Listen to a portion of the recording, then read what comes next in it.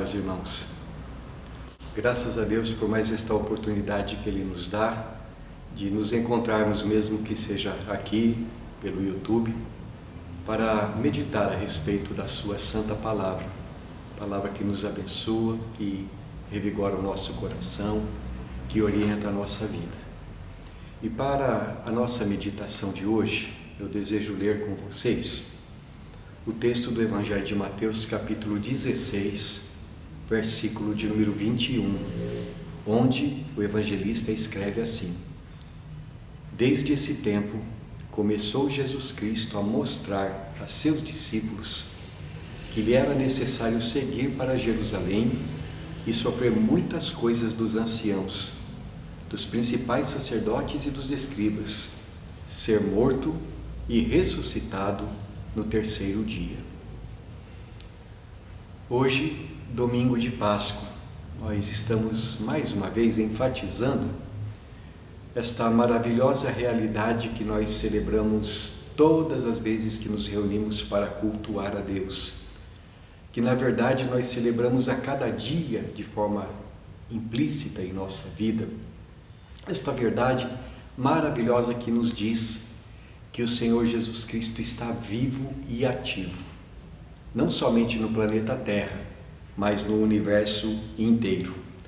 Mais do que vivo e ativo, o Senhor Jesus está entronizado sobre o seu trono, dominando sobre todas as coisas que acontecem. Jesus Cristo, o Filho de Deus, nos diz a Escritura, um dia se fez carne, se fez um ser humano como nós, habitou entre nós, viveu uma vida de perfeita obediência ao seu Pai, no final da qual Ele se entregou pelos nossos pecados na cruz e, sendo ali morto, ao terceiro dia ressuscitou. Depois Ele subiu para o céu e lá está, de onde virá para julgar vivos e mortos, segundo a palavra de Deus. Enquanto Ele não volta de lá para buscar a sua igreja, nos diz também a mesma palavra, e é a nossa experiência, Ele nos deu o seu Espírito Santo, através de quem nós experimentamos diariamente as alegrias da nossa salvação, acima de todas as coisas, a nossa comunhão com Deus. E hoje então, meus irmãos, por ser o domingo de Páscoa, nós queremos mais uma vez voltar a esta verdade maravilhosa. Jesus ressuscitou. É a melhor de todas as notícias da história da humanidade, e em especial para nós, os crentes no Evangelho. Mas existem duas verdades básicas que eu gostaria de compartilhar com vocês nesta manhã para o nosso deleite espiritual, para a glória do nosso Senhor. A primeira delas é que, conforme nós podemos olhar no texto que acabamos de ler, a ressurreição de Jesus é a grande prova de que tudo quanto Ele ensinou e fez refletem a mais pura realidade das coisas concernentes ao reino de Deus. Eu quero repetir a leitura do nosso texto. Diz assim: desde esse tempo, isto é, desde o tempo em que os discípulos finalmente começaram a compreender o significado da vinda do Senhor Jesus, ou melhor dizendo, compreender quem Ele era realmente, reconhecendo ser Ele o Cristo, o prometido dos antigos profetas no Antigo Testamento. Desde esse tempo, o Senhor Jesus então começou a mostrar aos seus discípulos que lhe era necessário seguir até Jerusalém e sofrer muitas coisas dos anciãos, dos principais sacerdotes e escribas, e depois ser morto e ressuscitar ao terceiro dia. Ir a Jerusalém, morrer na cruz e ressuscitar ao terceiro dia era o plano de Cristo.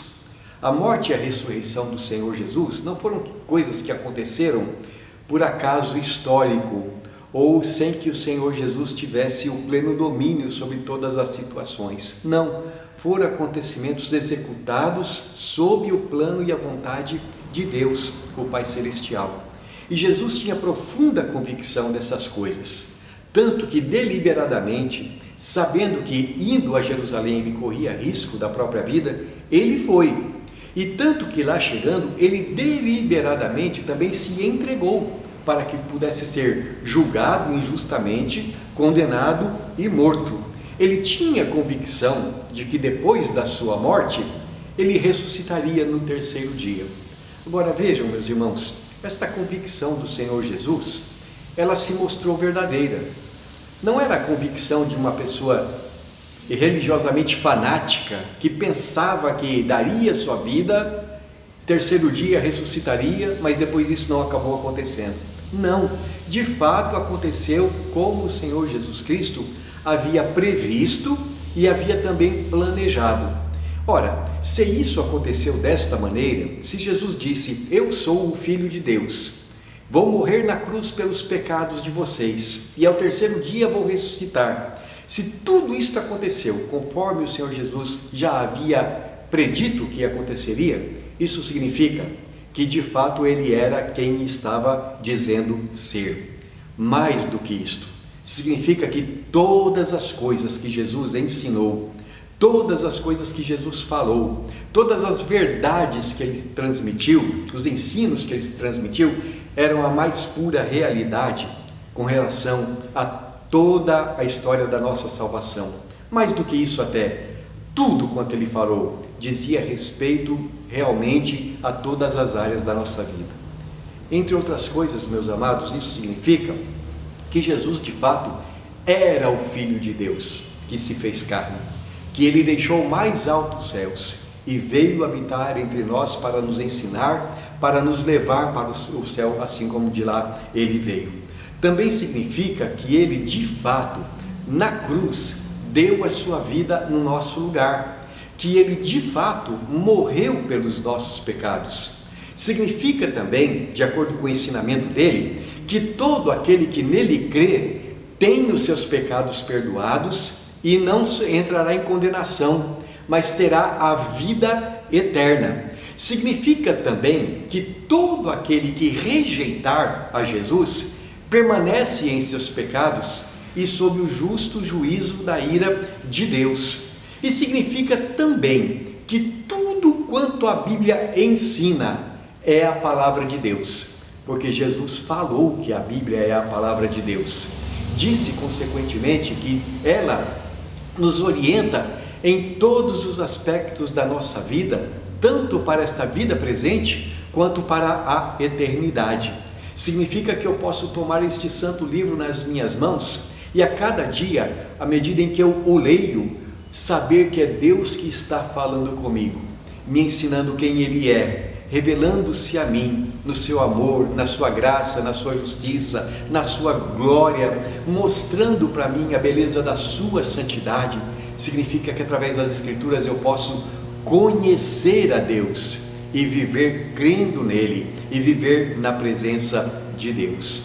Esta é a primeira verdade maravilhosa que a ressurreição de Jesus mostra para nós, que nele Deus se fez carne e estava se revelando a nós para que nós o possamos conhecer também. Agora, a segunda verdade que eu quero destacar é que a ressurreição de Jesus demonstra que a nossa fé tem sentido. Se Jesus não tivesse ressuscitado, de nada valeria eu crer na Bíblia inteira, porque seria apenas uma grande mentira. E neste sentido, então, eu quero ler com vocês também na primeira carta do apóstolo Paulo à igreja da cidade de Corinto.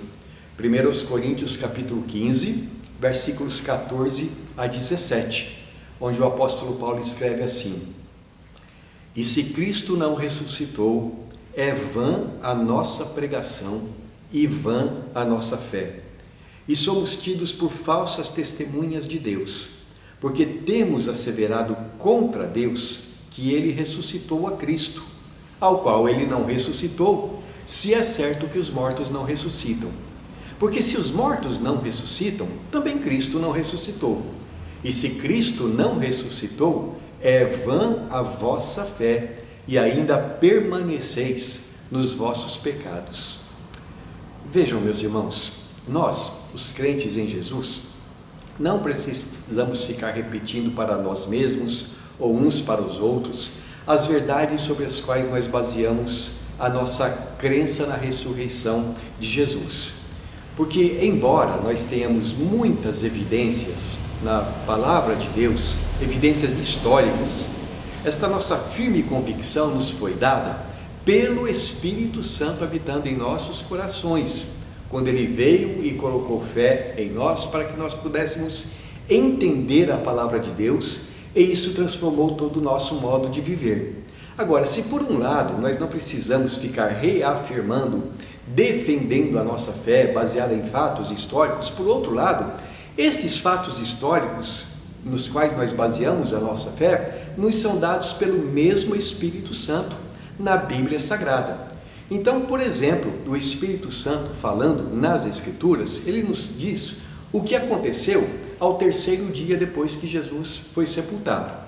O Evangelho de Mateus nos conta que depois que Jesus foi sepultado, o governo romano, sob o pedido dos líderes judaicos, colocou sentinelas, soldados romanos, guardando dia e noite o corpo do Senhor, porque segundo os líderes judaicos, aquele embusteiro havia dito que ressuscitaria.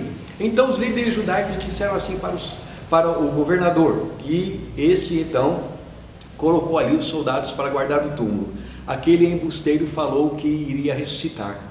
Então, para que seus discípulos não venham e roubem o corpo, por favor, coloquem guardas lá. E foi o que foi feito. Mas ao terceiro dia, quando os soldados foram prestar contas do que tinha acontecido ao seu comandante, eles foram obrigados a dizer que o corpo de Jesus não estava mais no túmulo. E eles começaram a dizer então, espalhar na cidade de Jerusalém, que os discípulos de Jesus haviam entrado ali e roubado o corpo do Senhor.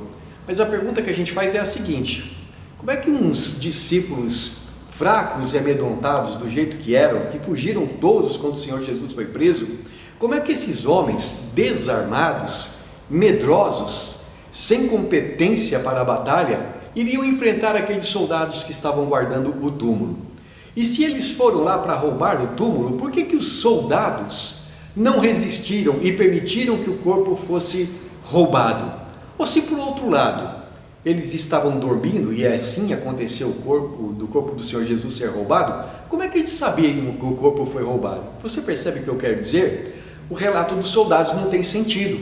A única explicação é que, de alguma forma sobrenatural, que os soldados não tinham a capacidade de explicar, o corpo desapareceu dali. Então esta é uma das evidências que o Espírito Santo apresenta para nós, a fim de que nós creiamos no testemunho dos evangelistas. Uma segunda coisa que a gente pode afirmar é que o Senhor Jesus, depois de ter ressuscitado no primeiro dia, no terceiro dia, ele já desde aquele primeiro dia da sua ressurreição começou a aparecer a muitas pessoas. Apareceu às mulheres que o seguiam no tempo do seu ministério terreno, depois apareceu aos 11 apóstolos, depois apareceu durante cerca de 40 dias para quase 500 pessoas, de tal modo que a gente não pode dizer que tiveram uma alucinação coletiva, porque em várias ocasiões, durante muito espaço de tempo, o Senhor Jesus se manifestou, ensinando coisas a respeito do reino de Deus e dizendo que ele estaria voltando para a casa do Pai, de onde ele futuramente voltaria para buscar aqueles que nele crescem. Além disto, especialmente os 11 apóstolos do Senhor Jesus, foram pessoas que testemunharam a respeito disto. O apóstolo João, o apóstolo Pedro, eles nos dizem, juntamente com os evangelistas, os demais evangelistas, que eles ouviram Jesus, viram Jesus, tocaram no corpo dele, comeram com ele, andaram com ele, viram ele subir ao céu diante dos seus olhos. E todas essas coisas foram acontecendo, como eu já falei antes, naquele espaço de 40 dias depois que Jesus ressuscitou. Agora, veja, esses homens que falaram desta maneira, eles foram capazes de, por crer nesta verdade, dar a sua própria vida por causa disto. Porque logo quando eles começaram a pregar a respeito de Jesus e da ressurreição, eles começaram a ser perseguidos também. O primeiro deles a ser morto por causa do Evangelho foi o apóstolo Tiago, que foi decapitado segundo a ordem do rei Herodes. Depois disto, com exceção do apóstolo João, que também ficou preso durante muito tempo por causa da pregação do Evangelho, todos os demais apóstolos deram a sua vida, selaram seu testemunho como mártires do Senhor Jesus. Eu quero te fazer uma pergunta. Vamos supor que você criasse uma mentira e começasse a pregar esta mentira para que muitas pessoas seguissem você, mas você mesmo soubesse que aquilo que você está falando é mentira. Você teria coragem de dar a sua vida por causa de uma mentira? É claro que não. Da mesma forma, os discípulos foram capazes de dar a sua vida porque eles acreditavam, eles haviam visto e ouvido o Senhor Jesus ressuscitado. E como resultado da sua pregação, através dos séculos, tantas e tantas pessoas têm crido e suas vidas têm sido transformadas. Onde quer que o Evangelho seja pregado, as pessoas passam a saber que Jesus de fato ressuscitou, não somente porque outros falam, mas porque experimentam em suas vidas o poder transformador do Espírito Santo. Não é essa a tua experiência, você que é crente em Cristo Jesus? Quantas e quantas pessoas podem dar o testemunho verdadeiro de que o poder de Jesus transformou as suas vidas? Mas de todas as coisas que o Senhor Jesus falou e que se cumpriram e que nós sabemos serem realidade, eu quero destacar uma das últimas profecias dele, antes da sua morte pelos nossos pecados. Ela está registrada em Mateus, Evangelho de Mateus, capítulo 24. E eu quero ler a partir do versículo de número 4 até o versículo de número 14. E aí você verá, mais uma vez, como é maravilhosa a palavra de Deus. Porque ela é a verdade que nós conhecemos da história. Ela é a realização de tudo aquilo que o Senhor Jesus falou. E Jesus diz assim, respondendo a uma pergunta que os discípulos haviam feito para ele: vede que ninguém vos engane, porque muitos virão em meu nome dizendo, eu sou o Cristo, e enganarão a muitos. E certamente ouvireis falar de guerras e rumores de guerras. Vede, não vos assusteis, porque é necessário assim acontecer, mas ainda não é o fim. Porquanto se levantará nação contra nação, reino contra reino, e haverá fomes e terremotos em vários lugares. Porém, tudo isto é o princípio das dores. Então sereis atribulados, e vos matarão. Sereis odiados de todas as nações por causa do meu nome. Nesse tempo muitos hão de se escandalizar, trair e odiar uns aos outros. Levantar-se-ão muitos falsos profetas, e enganarão a muitos, e por se multiplicar a iniquidade, o amor de muitos se esfriará. Aquele, porém, que perseverar até o fim, esse será salvo. E será pregado este Evangelho do Reino por todo o mundo, para testemunho de todas as nações. Então virá o fim. Veja, Jesus nos ensina que há um dia marcado para o final da história, tal como nós a conhecemos agora. Depois disso, diz a Escritura, virão novos céus e nova terra, nos quais habita a justiça.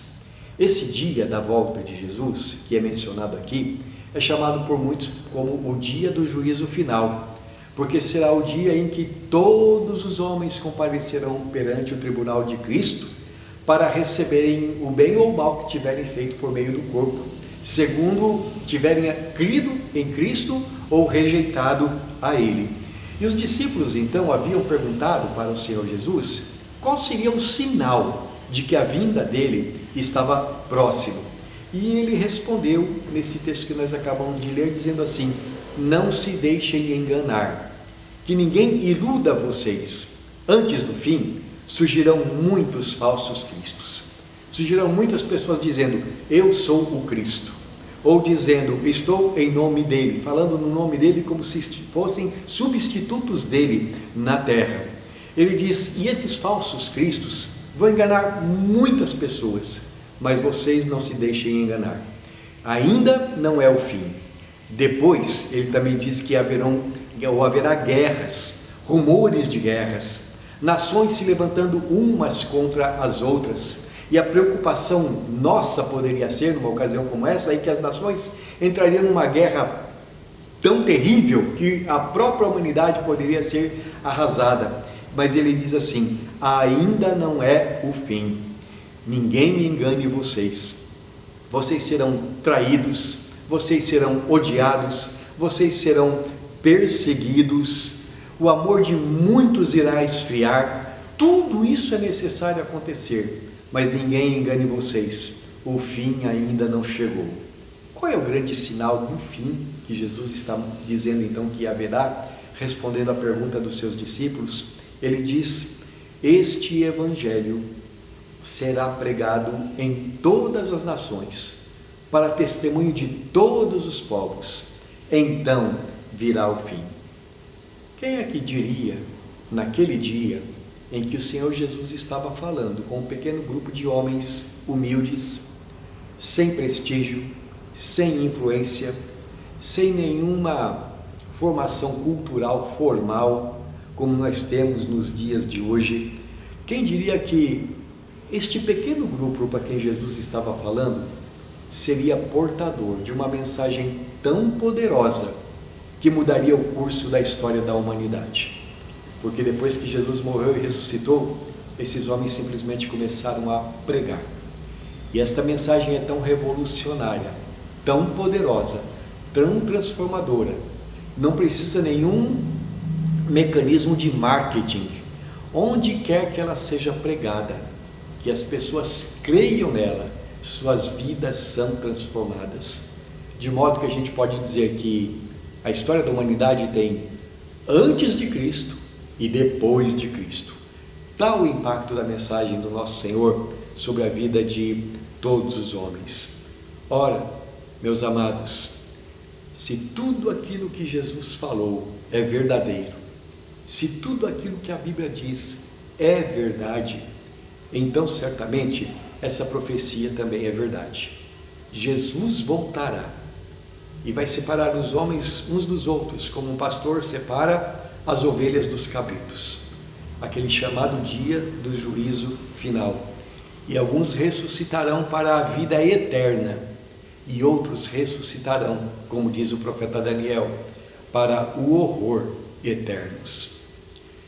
Eu quero tomar algumas implicações disto para a nossa vida nos dias de hoje. Primeiramente, recordando aquilo que vimos, a ressurreição de Jesus é um fato histórico real. A nossa fé não é baseada em mitos, em lendas, em histórias engenhosamente inventadas por algumas pessoas de imaginação fértil. Ao contrário, a nossa fé é baseada nos mais verdadeiros e profundos e maravilhosos fatos da história da humanidade. A ressurreição de Jesus também demonstra para nós que de fato Jesus é o Filho de Deus que se fez carne. Também mostram para nós que Ele morreu e ressuscitou pelos nossos pecados. E também demonstra para nós que tudo quanto a Bíblia diz é a mais pura verdade, na qual nós podemos ancorar a nossa certeza. E se é assim, podemos ter certeza de que o Senhor Jesus também voltará. E as implicações? Primeiramente, eu quero me dirigir a você que está me ouvindo, mas que talvez ainda não tenha reconhecido Jesus como seu Senhor e Salvador. Eu não estou falando de coisas baseadas em ficção, como eu tanto enfatizei. Eu estou falando da mais pura realidade da palavra de Deus. Jesus está para voltar, ou você está para ir a Ele, de uma forma ou de outra. Mas a Bíblia diz que a ressurreição de Jesus é boa notícia para todo aquele que crê. É boa notícia de salvação. É boa notícia de perdão, é boa notícia de vida eterna para todo aquele que, arrependido dos seus pecados, se voltar e crer em Jesus. Se você ainda não crê, eu quero então te convidar nesta hora, ou melhor, eu quero te incentivar, te encorajar, ou mais ainda, eu quero rogar a você, entregue a sua vida a Jesus, para que Ele transforme você num discípulo dEle, para que você o siga por quantos dias você estiver aqui ainda neste mundo, e por fim você tenha a vida eterna, porque o Senhor Jesus diz: todo aquele que crer e for batizado será salvo, aquele porém que não crer já está condenado. Não permaneça num estado de condenação, creia em Jesus e você conhecerá a alegria da sua salvação. Mas em segundo lugar, eu também quero me dirigir a você que crê no Senhor Jesus Cristo, que já recebeu de coração esta doutrina do Evangelho do Senhor. Quais as implicações disso para nós, os que cremos? Primeiramente, é claro, essa doutrina desperta em nós a mais profunda admiração, o amor, a fé, a esperança no Senhor Jesus Cristo, a mais firme atitude de adoração em nossos corações, a mais grandiosa alegria pelo fato de que nós temos conhecido a Deus por meio de nosso Senhor Jesus Cristo. Em segundo lugar, temos certeza de que tudo quanto a Bíblia ensina, tudo quanto a Bíblia diz, é a mais pura realidade. Então, leiamos as Escrituras, leiamos diariamente para conhecer Deus mais e mais, para conhecer a sua vontade, meditemos no que ela diz, vivamos de acordo com o que ela nos ensina, estudemos as Escrituras para crescer na fé, para crescer no conhecimento de Deus, vivamos uma vida de alegre obediência. Esta palavra é a nossa vida. Por último, tenhamos a certeza da nossa eterna salvação. Como disse o Senhor Jesus, fiquemos com os olhos voltados para o céu, aguardando o dia da sua vinda, porque Ele virá para buscar a sua igreja, Ele virá para buscar aqueles que nele creem. E enquanto nós aguardamos a vinda do Senhor Jesus, não nos contentemos apenas com a nossa salvação, mas falemos de Jesus, falemos do Evangelho, falemos da boa notícia que Deus oferece a todos os homens, porque como diz a Escritura, Deus amou o mundo de tal maneira que deu seu Filho unigênito, para que todo aquele que nele crê não pereça, mas tenha a vida eterna. E ainda, na casa do Pai há muitas moradas, disse Jesus, vou preparar-vos lugar. Queridos, que o Evangelho de Jesus fortaleça e abençoe os seus corações. Amém. Vamos orar? Amado Pai Celestial, nós queremos dar glória ao Teu santo nome, nós queremos Te render adoração por tanto amor que Tu demonstra para conosco, pelo fato de ter enviado o Teu Filho para ser o nosso Salvador. Agradecemos porque quando, com os olhos da fé, nós olhamos para Jesus, podemos ver nele as maravilhas do Teu caráter, pois Ele é a expressão exata do Teu ser. Podemos ver nele a Tua verdade, a Tua justiça, a Tua graça, a Tua bondade para conosco. Podemos ver nele o nosso Salvador. Por isso nós Te adoramos, agradecemos pelo Teu Santo Filho e queremos a cada dia viver uma vida de fé, conhecendo Ele por meio da Sua palavra, conhecendo essas Escrituras benditas que nos revelam a verdade, o caminho, a vida e por elas viver. A Ti seja o louvor, a glória, a honra para sempre. Amém.